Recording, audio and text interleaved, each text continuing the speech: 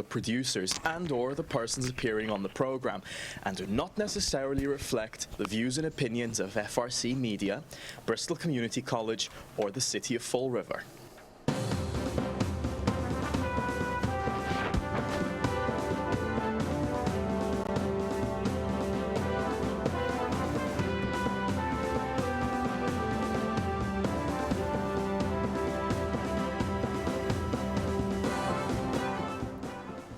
Well, hello there. This is CJ, and we have a small problem today.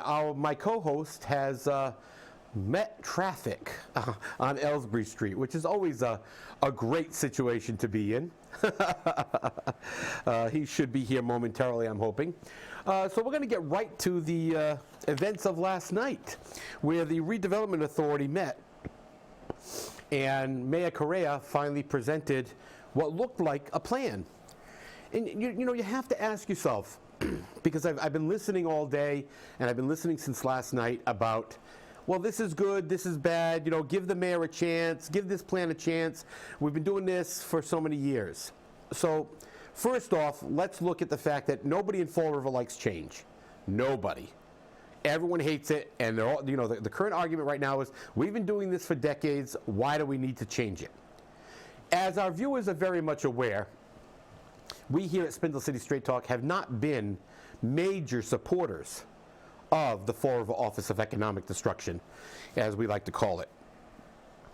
But there's some very serious questions here on what's actually happening, and what's actually happening to the people in this whole situation. This has become so adversarial that it's dividing friends and families apart. It's dividing politicians. I'm looking this morning and last night on social media, and I'm seeing, oh, these are the two enemies. And, you know, nobody's an enemy. Nobody is an enemy. I'm going to take you back in history to the Flanagan administration. We had a similar situation occur. People were divided. You had the people who were supporting them and the people who weren't supporting Mayor Flanagan. They wanted to get rid of him. The other people wanted to keep him. And again, there was valid reasons on both sides. And we have that same situation here. There's valid reasons on both sides. There's allegations being made on both sides. This one's under FBI investigation. This one's mismanaging money. And let's look at the fact here. The fact is, when you look at the Redevelopment Authority and FROED's actions, you look at their loans, many members of FROED, many members of its board have received loans from FROED. We've seen numerous loans that have not been paid back over the many, many years. The business has failed, et cetera, whatever the case may be. I mean, one comes to mind right off the bat, which was Wayne Rigo when he bought the old courthouse. He got a loan from FROED when they were about, or the Redevelopment Authority, one or the other, and when one of them, when they were about to foreclose on that, he sold the building to Recreation. But during that process where he hadn't paid any money on the loan, he got another loan for the Q Club. So you start looking at these things and you're going, why, if you're already in default on one, are you not paying and not paying it? Why are you getting another one? You know, there were a lot of questions. And these are some of the questions of mismanagement that I think this administration and numerous other people in our community have been asking. There's a lot of question. I mean, even on this Redevelopment Authority, when we look at the people who are appointed, there's one appointed by the governor. The rest are appointed by the mayor. You have two people who are architects on this board. And a lot of their work comes from FROED. They design buildings, they design packages, they redesign buildings, they do all of that, and they're working for companies that FROED is funding or is working with. Meanwhile, they're the Redevelopment Authority. And I think you have to look at the fact that, is that a conflict of interest? Does the conflicts go so far deep into the system that we can't work our way out of it?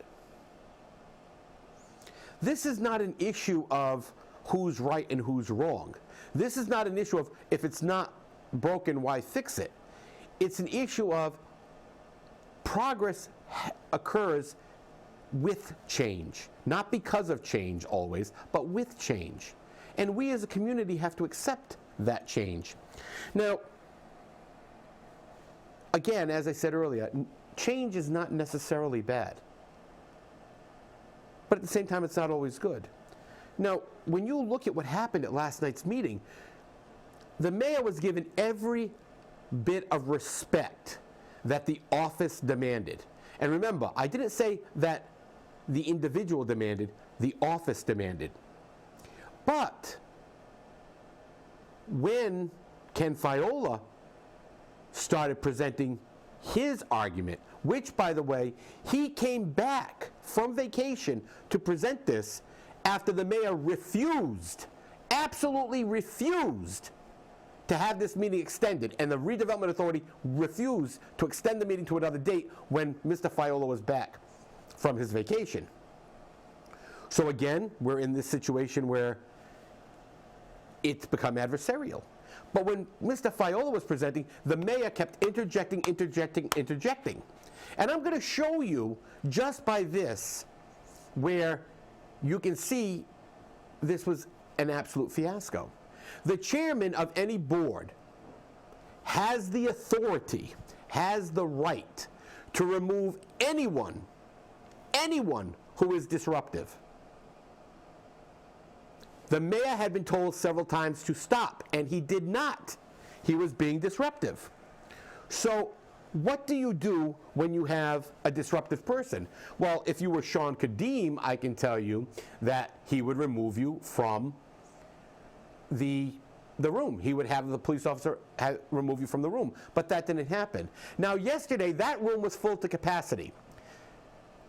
I made a bit of information available to, excuse me while I'm looking for the mic controller here for this particular, there we go.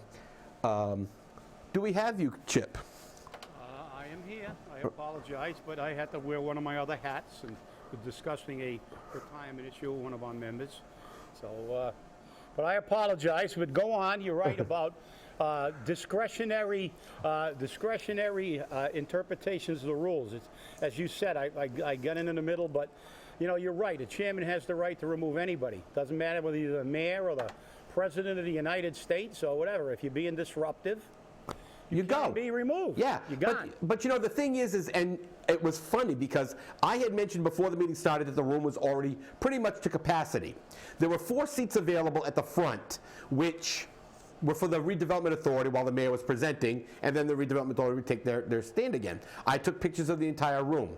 I sent those pictures to Patrick Higgins, who before the meeting even closed, he sent an open meeting law complaint because people were waiting in the hallway to get into this meeting.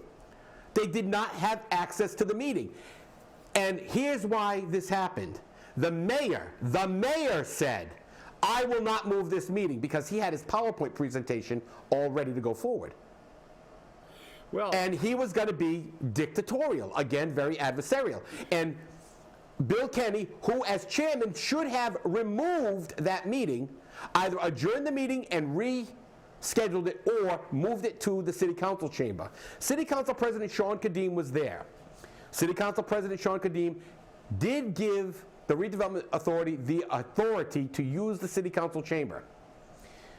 Prior to the meeting starting, City Council President Sean Kadim stated, are we waiting for the mayor to approve us to move the meeting?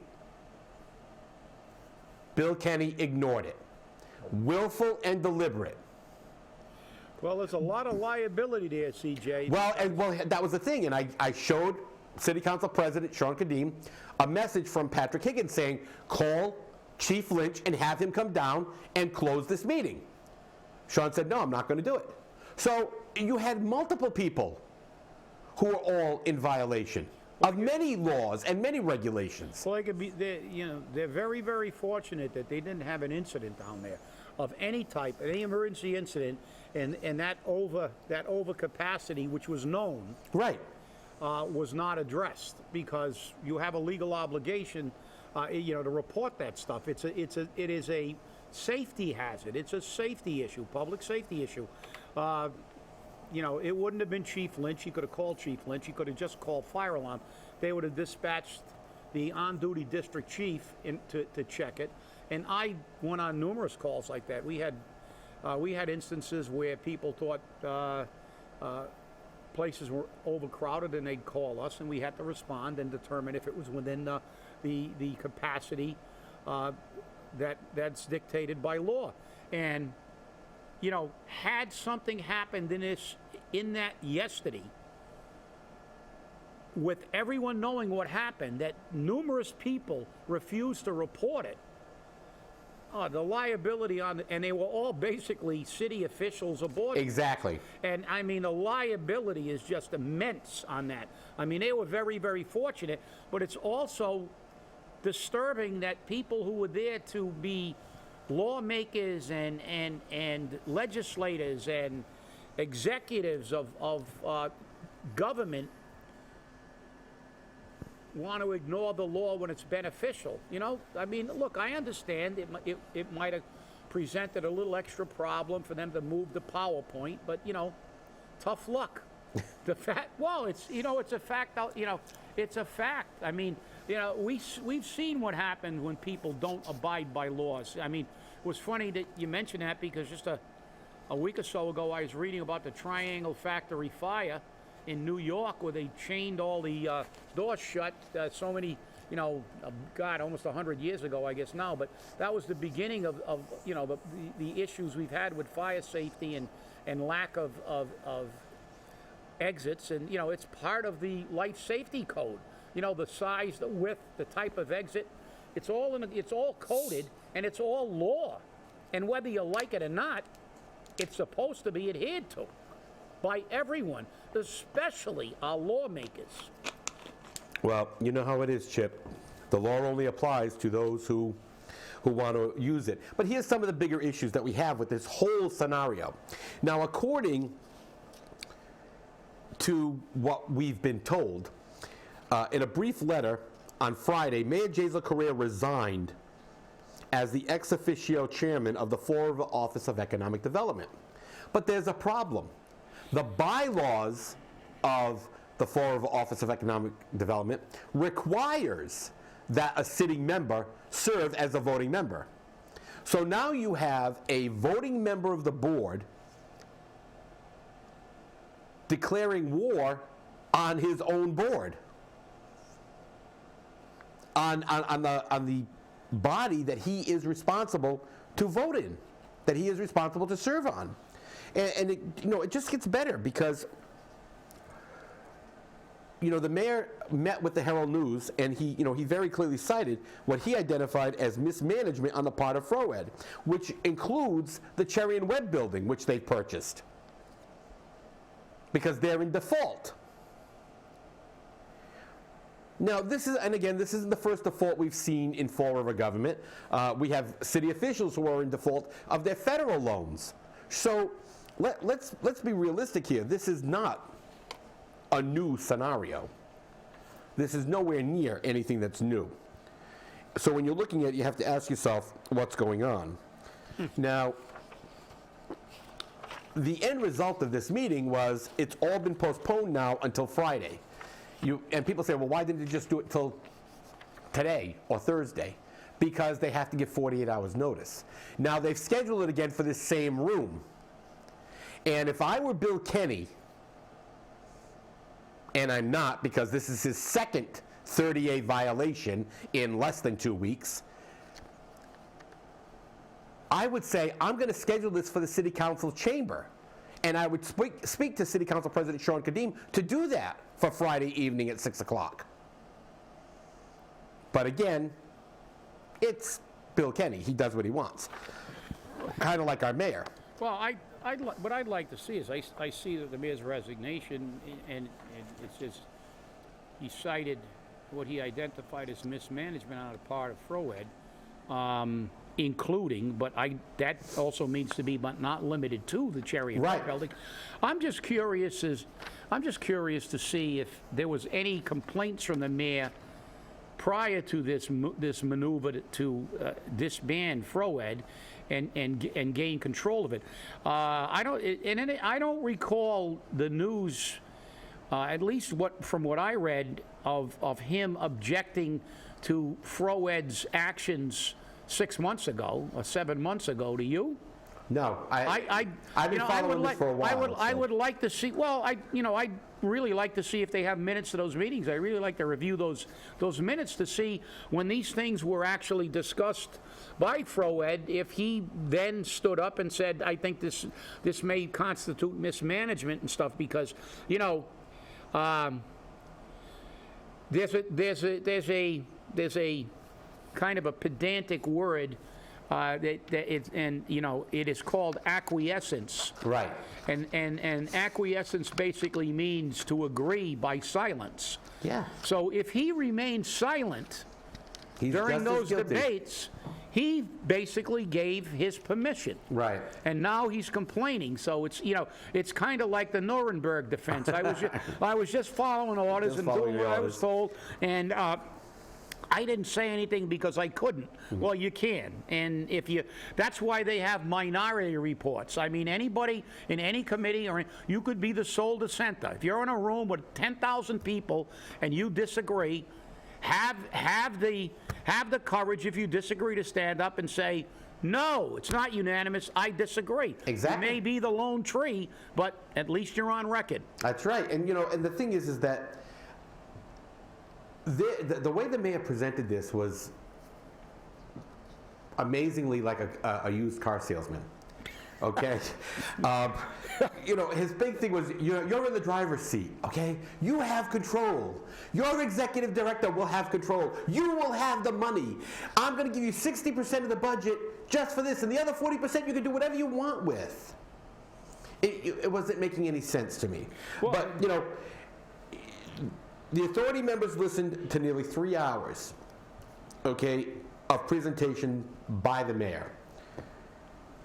And it was eventually, again, they eventually decided to postpone it, but some of the things you got to look at is the mayor believes that this will give the Redevelopment Authority, okay, absolute authority now. They will control it. They won't have an external body, which I agree. The Redevelopment Authority should be the sole authority. Because the way it works now is FROED says yes, and then they go to the Redevelopment Authority who goes, Now you have another conflict of interest. Bill Kenny, who is the chairman, also serves on FROED. Now, he has recused himself in the previous meeting because of a conflict of interest, didn't recuse himself in the first meeting when they approved the contract, and didn't recuse himself at this meeting, although he said he was going to. So again, what is the ethical conflict? What is the problem that it just miraculously appears and disappears depending on your scenario? And they're saying that the mayor keeps saying that the Redevelopment Authority will become the Economic Development Authority of the city. It already is. They just abdicated their responsibility to Jobs for Fall River and FROED. They have, I'm going to say it again, they have abdicated their responsibility. Well, you're right, CJ, and frankly, I'll tell you what disturbs me even more, at least, and this is my opinion.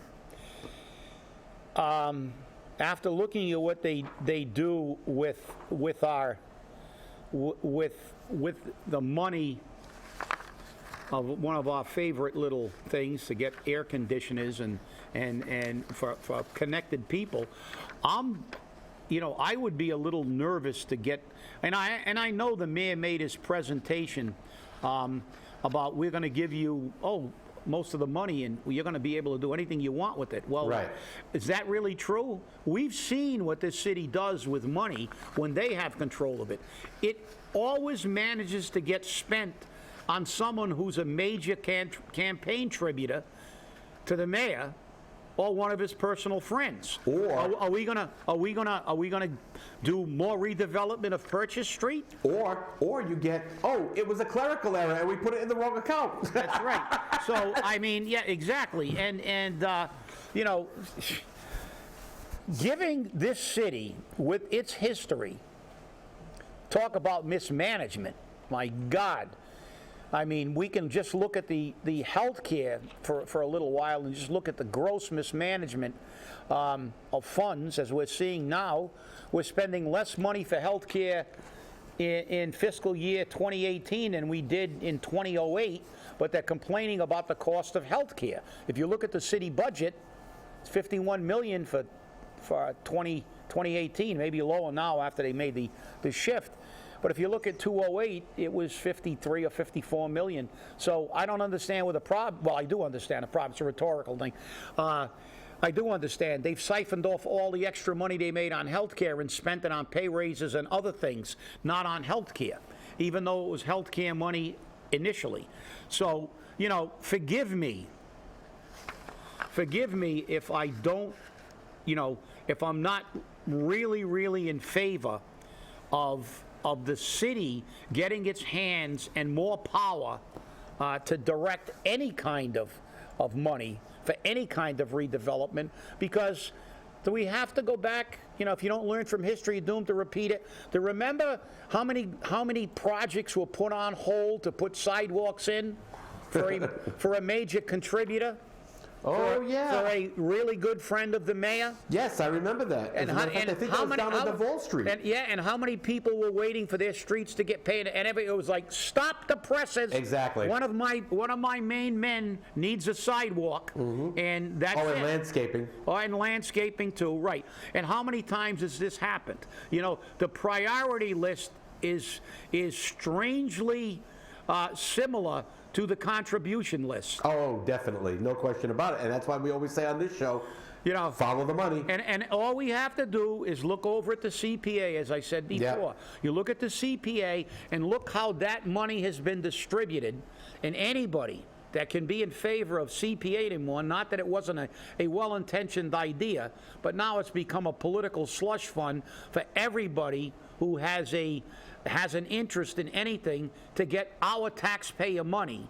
Well, you know, it's interesting on that, because it seems that the city keeps running to the CPA, yeah, and it keeps getting rubber stamped for projects that they can't afford it to save these buildings, yet they get the money and nothing happens. They received over $200,000 to repair the roof of the Bank Street Armory. Nothing happened, and then 2 days ago, they went back asking for more money. I mean, where's the money going? Yeah, who's doing the work? That's right, exactly. What did we do with the 200,000? Yeah. Another mystery. Add that to the 22 windows. Yeah, yeah. you know, But, you know, it'll be investigated right. till the and next then when you millennium. call DOR and you ask DOR, yes, DOR, I'm talking about you, and you talk to the Division of Local Services, and you tell them, there's a problem down here. You know what they say? You don't have standing, or worse. Why do you got to give me more work? I actually had somebody tell me, why do you got to give me more work? Because that's what you get paid for, you moron. No. You get paid to show up. Yeah, you get paid to show up and sit there and go, oh, okay, yeah, you now got $5.3 million in free cash. There you go. Have a nice day. Give me a break. But, you know, this is not over yet. And it's going to happen again Friday night, and we're going to have to see, because Monday's show is going to be written Friday night. Another day. Another one. So, but I have to go to this, because this is something I testified on to the Canadian government. Bring the popcorn, too, Yeah. Friday. Oh, yeah, bring the popcorn Friday night. I think I'm going to open the concession stand in there. Peanuts and popcorn. Popcorns, peanuts, Cracker Jacks. Massachusetts could see its first drug use clinic. Now, this plan has been offered in Canada against my strong opposition when I testified to the Canadian Health Ministry.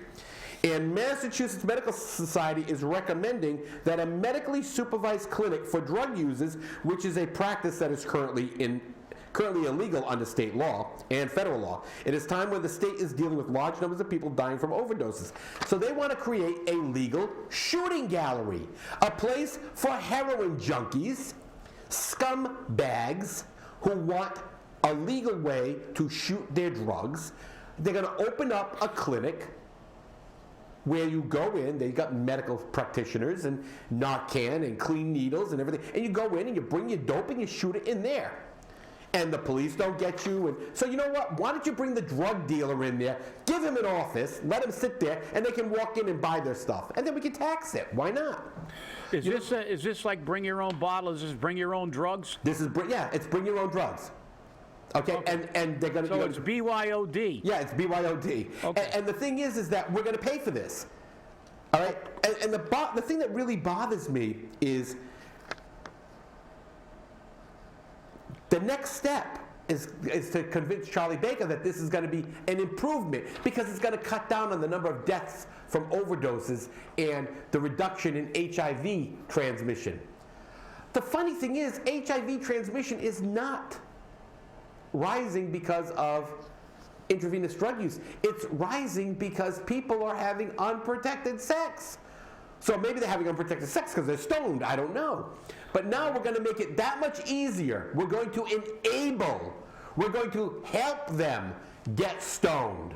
Well, I've got to suggest, and I think we mentioned this on a show a while back when we were talking about the Bank Street Armory. We said we should turn the Bank Street Armory into one of these clinics, and set up a whole bunch of beds, a cafeteria, and 55-gallon drums of drugs. This way, we'd put the drug dealers out of business too. Let Massachusetts get into the drug business. Why now? So these junkies are now going to have a place to shoot up and not worry about dying. So we're going to make the drug dealers richer because they're going to just have unfettered access and say, I don't care. I'm not going to worry about, I'm not going to worry about it. I'm just going to go down to the shooting gallery. That's it. And do it. And they're proposing and on the taxpayer's dime. So, keep working, everybody. Remember, the government's going to now figure out a way to make it easier. That's one of the problems that we always have. We've made it too easy on everybody, and it's unconscionable. It's unconscionable. And here's what's going to happen to you, the taxpayer. Screw you, taxpayer! Yeah, and we've got. Everything's easier now. You had people who have actually had virtual nervous breakdowns when their phone got hacked, and because they did everything, lock the doors of their houses, start the cooking, start the car. Yep. Yeah, everything is done electronically, and as I said once, Karl Marx, when he wrote Das Kapital back in the late 1800s, said, when you produce too many useful things, the result is too many useless people. and I think that's not a direct quote, that's a paraphrase. Yep. But that's, and he was right. Because, the easier you make life, the more time you got. The old saying that we didn't have any of these things. We didn't have obsessive compulsive disorder. We didn't have all these maladies that we put labels to, the children, everything. People were too busy trying to survive, make a living, and work. When you got up in the morning, went out in the fields and plowed all day, and came back, you were too damn tired to do anything. That's right. But like he said, we've made life so easy. You don't virtually have to do anything. And so now we get back to another old adage that nobody ever remembers now. Idle hands are the devil's workshop. And this is the problem. I mean, this society has evolved into a hedonistic society where the only concern is making life easier for everybody rather than realizing that life is suffering by definition. And what have we got? This is what happened to Rome. The Roman Empire began to deteriorate when it became hedonistic, and they sat around having orgies and watching people get chewed up by lions. And, that's the thing. So stay angry, everybody, because it's your money that's paying for this hedonism. That's right. And we can't win even when we lose big. That's right.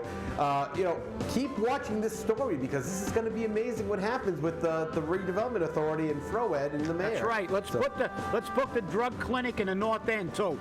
Yeah, well they're planning to, like I said, so it's going to be interesting to see how that works out. Hey, have a great day and we'll see you on Friday.